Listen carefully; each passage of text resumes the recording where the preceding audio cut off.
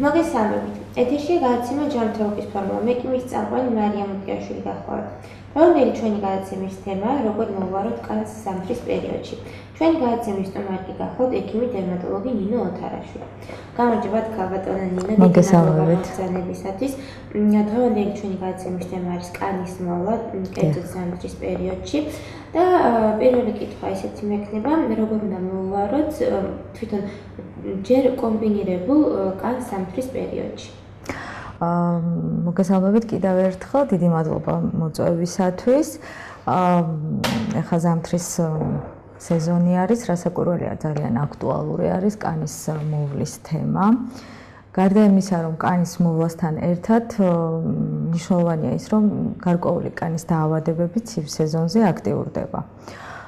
როგორც არის ვთქვათ, ატოპიური დერმატიტი, კანის სიმშრალე, ალერგიული დაავადებები, რომელიც სიცივეში, განსაკუთრებით სიცივის ალერგია, ეგზემები სხვადასხვა სახის.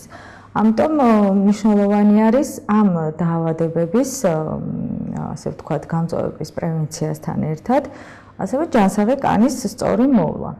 კანის ტიპებიდან გამომდინარე, როგორც უკვე აღნიშნეთ და პირველად ვახსენეთ კომბინირებული კანი, ასევე არის მშრალი, ნორმალური, მეტად მგრძნობიარე კანი, ასე ვთქვათ, ძირითადი ტიპები ესე შეგვიძლია დავყოთ. და თუ დავიწყებთ კომბინირებულ კანზე საუბარს, პირველ რიგში რასაკვირველია, ყველა ტიპის შემთხვევაში მნიშვნელოვანია კანის გასუფთავება. გასუფთავება გულისხმობს ყველა ამ ტიპის კანისათვის სწორად შერჩეულ ჰიგიენურ საშუალებებს. ამჟამად ძალიან ფართო არჩევანი არის სააფთიაქო კოსმეტიკის. შესაბამისად, ექიმის რეკომენდაციით, დერმატოლოგის რეკომენდაციით შესაძლებელია სწორად ავარჩიოთ თითეული ტიპის კანისათვის ჰიგიენური საშუალებები და შემდგომ უკვე ეს იქნება დატენიანება თუ კანის კვება, აქედან გამომდინარე, ესეც მნიშვნელოვანია ჰიგიენურ პროცედურებთან ერთად. კომბინირებული კანის შემთხვევაში გვაქვს ასეთი შემთხვევა, ტ-ზონა არის, ასე ვთქვათ, ცხიმიანი, მეტად გამოხატული არის ცხიმიანობა, ხოლო ლოყების არეში შედარებით ნაკლები. აქედან გამომდინარე, როგორც უკვე აღვნიშნეთ, სპეციალური მოვლის საშუალება, რომელიც ძალიან არ აშრობს შესაბამისად ლოყების არეს და ასე ვთქვათ, ცხიმის რეგულაციას უწყობს ხელს ტ-ზონაში, სწორედ რომ დაარეგულირებს ამ ბალანსს. შემდგომი ეტაპი უკვე გასუფთავების შემდეგ არის მნიშვნელოვანი დატენიანება და კანის კვება. სეზონის მიხედვით აქტუალურია, რომ ცივ სეზონზე მნიშვნელოვანია უფრო მეტად კანის კვება, შესაბამისად უფრო მაღალი ტემპერატურის, ვთქვათ, გაზაფხულიდან მოყოლებული მნიშვნელოვანია დატენიანება. თუმცა ეს არ ნიშნავს, რომ ზამთარში და ცივ სეზონზე კანს დატენიანება არ სჭირდება. ისევე როგორც მზისგან დაცვა, განსაკუთრებით, როდესაც მივემგზავრებით ზამთრის კურორტებზე, მაღალ მთაში, ძალიან მნიშვნელოვანი არის მზისგან დამცავი საშუალებების გამოყენება. თითეული ამ საშუალების გამოყენება საჭიროა გარეთ გასვლამდე 9 საათით 40 წუთით ადრე. ვინაიდან ამ კრემმა საწყმა უნდა დაიწყოს თავის მოქმედება, რომ შეასრულოს რეალურად დამცავი ფუნქცია, ხოლო დატენიანების შემთხვევაში დამატებით არ მოხდეს დაბალ ტემპერატურაზე მიკროკრისტალების ჩამოყალიბება, რომელიც ნაადრევად გასვლის შემთხვევაში იწვევს კანის დაზიანებას. როგორც მოგახსენეთ, ანუ ეს რაც შეეხება კომბინირებული კანის შემთხვევაში, მშრალი კანის შემთხვევაში განსაკუთრებით მნიშვნელოვანი არის უკვე ცივ სეზონზე, როდესაც მეტად დიდი არის გამოშრობის რისკი, უფრო ძლიერად დატენიანება მშრალი კანისა, ისევე როგორც ზემოთ აღვნიშნეთ, სწორად ანუ 40 წუთით ადრე, 9 საათით ადრე უნდა მოხდეს ზუსტად მშრალი კანისთვის შერჩეული კრემის დატანა კანზე. ასევე გარდა სახის კანისა, რა თქმა უნდა, მნიშვნელოვანი არის სხეულის კანის მოვლა, აუცილებელი არის შხაპის შემდგომ უკვე სხეულის დამატენიანებელი საშუალებების გამოყენება, განსაკუთრებით ჩვილებში, პატარა ასაკის ბავშვებში მით უმეტეს თუ კი ანამნეზში აღენიშნება ატოპიური დერმატიტი, რომელიც ასევე როგორც აღვნიშნეთ, მწვავდება ცივ სეზონზე, ერთ-ერთი მნიშვნელოვანი ფაქტორი არის გამწვავებისა, გარდა სხვა ფაქტორებთან ერთად. ამიტომ გარდა იმისა, რომ სხეულის, ასე ვთქვათ, ღია ნაწილებზე კანის მოვლისა მნიშვნელოვანი არის თვითონ სხეულის დახურულ კანის საფარველის სწორად მოვლა.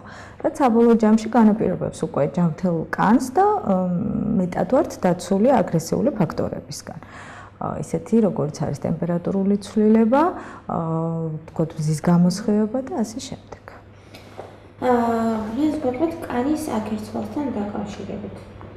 კანის აქერცვლა, ასე ვთქვათ, ერთ-ერთი სიმპტომი არის. შეგვიძლია მოვიაზროთ როგორც კანის დაავადებების, გარკვეული დაავადებების ერთ-ერთ სიმპტომად, ასევე როგორც ემოთალმშეთ, მშრალი კანის ერთ-ერთი დამახასიათებელი თვისება არის. რასაკვირველია, თუ არ ხდება სწორად მოვლა, აქერცვლა მეტად არის გამოხატული ჰიპერემიასთან, სიწითლესთან ერთად, რომელიც ასევე შეიძლება იყოს გარკვეული კანის დაავადებების თანხლების სიმპტომი. მაგალითად, როგორიც არის ვარდისფერი აკნე, იგივე როზაცია, რომელიც განსაკუთრებით გავრცელებული არის მშრალი მგრძნობიარე კანის შემთხვევაში, თუმცა მას კიდევ ბევრი სხვა მიზეზიც შეიძლება ჰქონდეს, გარკვეულ ასაკში ჰორმონალურ დისბალანსთან, მისთვის სპეციალურ გამომწვევთან ერთად, მაგრამ მეტად გვხვდება როგორც დამოუკიდებელი სიმპტომი მშრალი კანის შემთხვევაში. ასევე ეს სიმპტომები მწვავდება, როგორც აღვნიშნეთ, ცივ სეზონზე და მეტად წარმოჩინდება, როდესაც ასეთ კანს აკლია მოვლა, სწორი მოვლა და ძალიან, ასე ვთქვათ, კოსმეტიკური დეფექტი არის, გარდა იმისა, რომ შესაძლებელია გამოიწვიოს, ვთქვათ, სუბიექტური ჩივილები.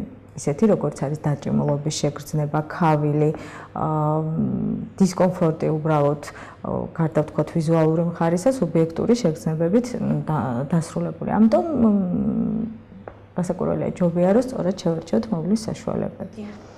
გარდა ადგილობრივი საშუალებებისა, ძალიან მნიშვნელოვანი არის თუ როგორ იკვებება ადამიანი, როგორ გარემოში უწევს მას, როგორ არის მისი სამუშაო გარემო, ანუ მტრიან გარემოში, უჟანგბადო არეში, იქ სადაც თამბაქოს კვამლი არის ჭარბად, ძალიან ხშირ შემთხვევაში ხდება კანის ხილული არეების, ანუ თავისუფალი არეების გაღიზიანება. განსაკუთრებით შეგვიძლია აღვნიშნოთ იქ, სადაც ნაზი კანია, თვალების ირგვლივ, ტუჩების ირგვლივ. შესაბამისად, ეს იწვევს კანის ნაადრევ დაბერებას. ამიტომ მაქსიმალურად უნდა ვეცადოთ, რომ თავი დავიცოთ ასეთი აგრესიული ფაქტორებისგან. შესაბამისად, სწორად ვიკვებოთ, მივიღოთ დოზირებულად სითხე წყლის სახით და ამით კიდევ უფრო გამოვმტკიცებთ კანის ჯანმრთელობას. რა ვნებს კანს ყველაზე ხშირად და ყველაზე მეტად? კანისთვის მავნე ფაქტორებიდან შეგვიძლია ჩამოვთვალოთ მზის გამოსხივება, როდესაც ბოროტად ვიყენებთ, ანუ ჭარბად ვიღებთ რუჩს არასწორ საათებში, არასწორი, ასე ვთქვათ, დიდი რაოდენობით, დიდ ხანს ვჩერდებით მზეზე. ამ შემთხვევაში გარდა იმისა, რომ ვთქვათ, კანის ნაადრევი დაბერება ხდება, პიგმენტური ლაქების გაჩენა, მგრძნობიარე კანის შემთხვევაში კიდევ უფრო ძლიერი, ასე ვთქვათ, დაზიანებები, ძალიან დიდი რისკი არის კანის ონკოლოგიური დაავადებების, ყველაზე მეტად გავრცელებული მელანომის რისკის გაჩენისა. ვინაიდან კანის ძლიერი დამწვრობის შემთხვევაში ის იმახსოვრებს ამ ინფორმაციას და შესაბამისად გარკვეული პერიოდის შემდგომ შესაძლებელია ვთქვათ სტრუქტურაში ისეთი ცვლილებები წავიდეს, რომ საბოლოო ჯამში მივიდეთ ძალიან არასასიამოვნო შედეგებამდე. ასევე ტემპერატურული, ვთქვათ, დაბალი ტემპერატურაც ერთ-ერთი მავნე ფაქტორი არის კანის საფარველზე ზემოქმედებისა, ვინაიდან იგივენაირად აგრესიულად მოქმედებს კანზე, თრგუნავს მის ბარიერულ ფუნქციას და აქედან გამომდინარე შესაბამისად თქვათ გარკვეული დაავადებები, რომელიც ანამნეზში აქვს პაციენტს თუ შესაძლებელია ჯანმრთელი ადამიანის შემთხვევაშიც გარკვეული დაზიანებები გამოიწვიოს.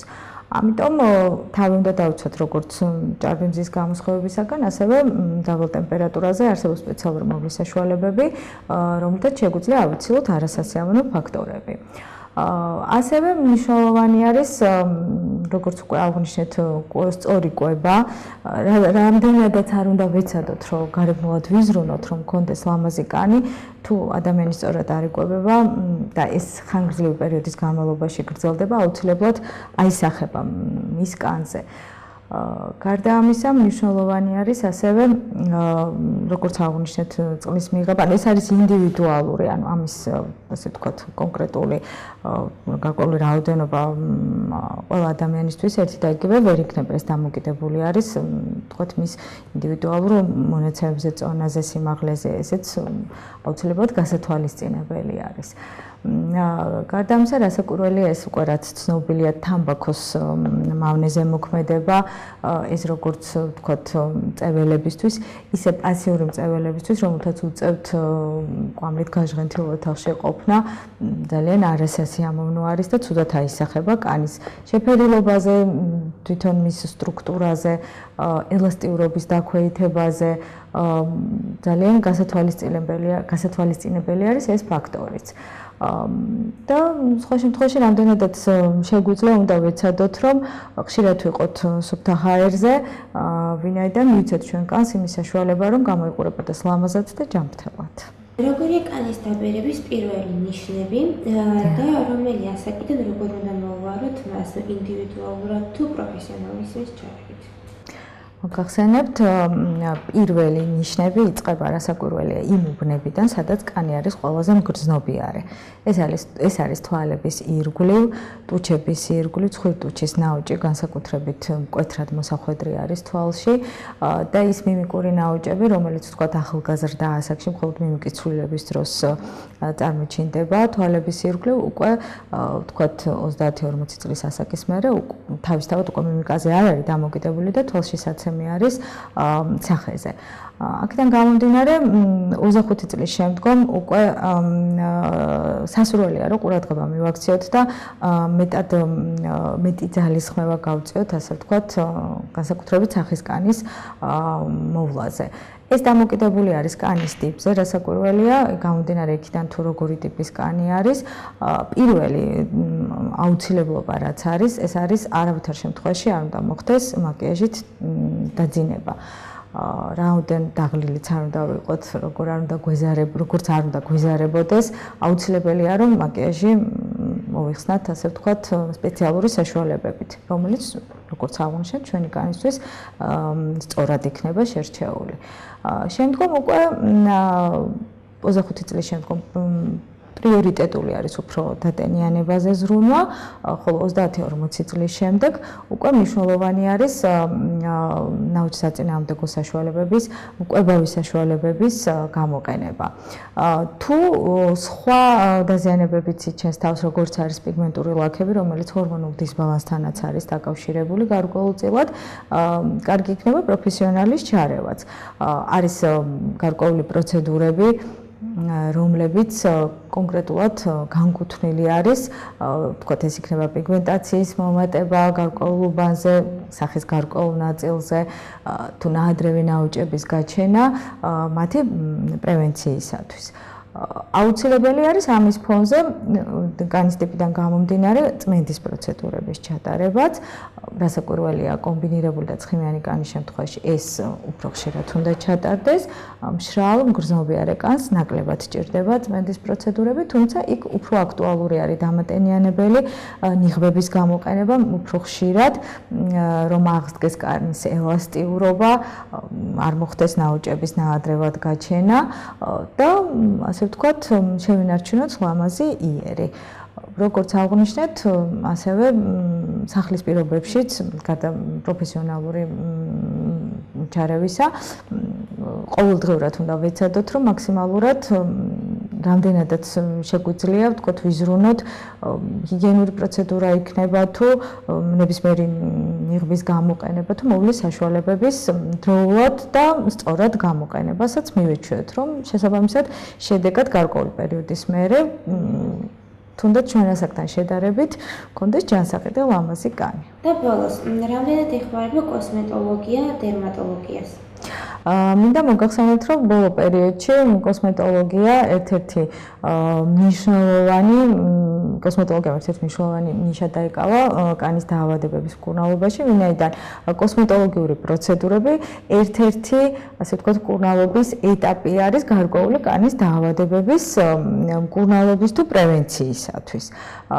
იგივე როგორიც არის, ვთქვათ, მეტად გავრცელებული ვულგარული აკნე, კოსმეტოლოგიური პროცესი ძალიან დიდი ადგილი უჭირავს ამ პრობლემის მოგვარებაში. ისევე როგორც პიგმენტური ლაქების შემთხვევაში ქიმიურ პილინგს ძალიან გვეხმარება მკურნალობის წარმატებით წარმართვაში და კარგი შედეგის მიღებაში. და ხშირ შემთხვევაში, როდესაც რაიმე პრობლემა წარმოიქმნება, ვთქვათ, იგივე სახის კანი იქნება თუ სხეულზე, ძალიან მნიშვნელოვანი არის, რომ დროულად მოხდეს გამიჩნდა ეს არის კოსმეტიკური დეფექტი, თუ ეს არის გარკვეული კანის დაავადება. და ამისათვის მე ვურჩევდი ყველას, რომ დროულად მიმართონ დერმატოლოგს, რომ საბოლოო ჯამში მოხდეს წარმატებული მკურნალობის ჩატარება. დიდი მადლობა ქალბატონი მობრძანებისათვის. ეს გადაცემა ჯანმრთელობის ფორმულა, მე კი ამ გემშვიდობით ნახვამდის.